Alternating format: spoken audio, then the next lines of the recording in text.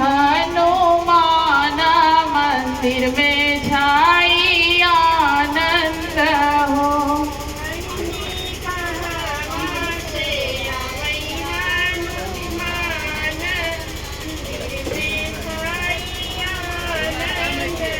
ओ बहिनी कहावा से आवई हनुमान मंदिर में छाई आनंद हो।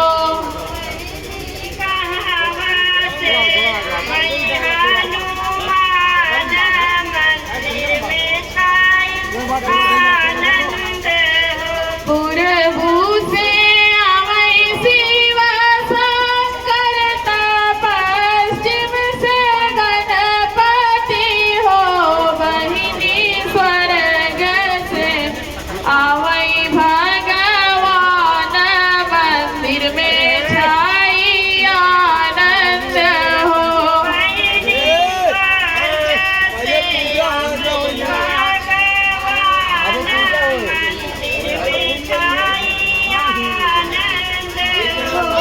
बहिनी स्वर्ग से आवई भगवान मंदिर में छाई आनंद हो।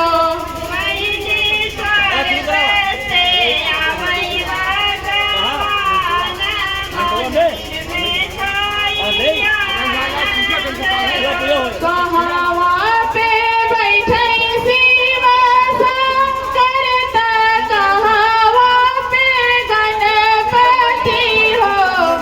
बहिनी कहावा पे बैठे हनुमान मंदिर में छाई आनंद हो।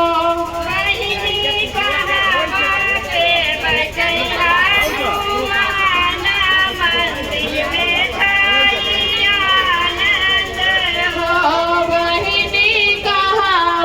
पे बैठे हनुमान मंदिर में छाई आनंद हो।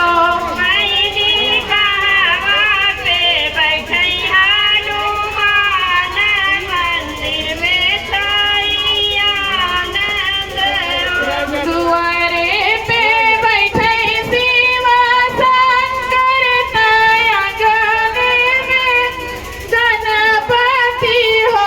बहिनी चौके पे बैठे हनुमान मंदिर में छाई आनंद हो।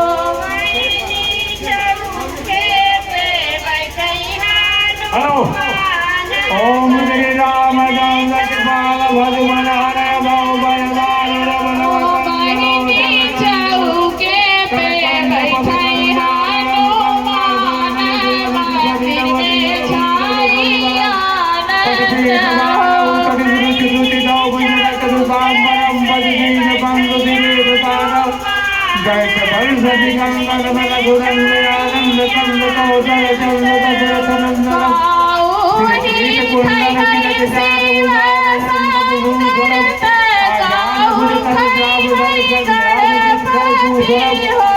तुलसी साधु शंकर से मनोरंजन बजाएगा चौक नहीं गरजो जान सुंदर रामरो करुणा जान जान रामरो जाने गौरियन बोले जान कही मंदिर मंगल बोल बाम रंग कर पर लगे या बलराम चंद्र की जय पवन दुधरो अतुल्य में राम में जयला बजे करुण करके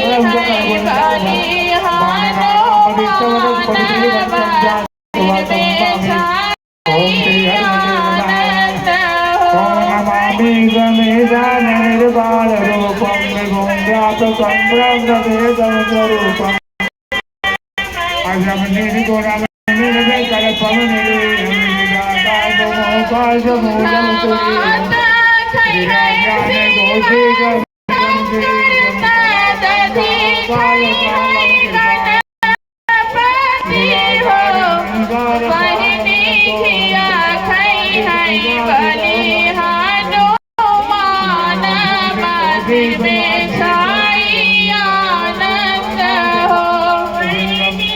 भजन्ति लोके सर्वदा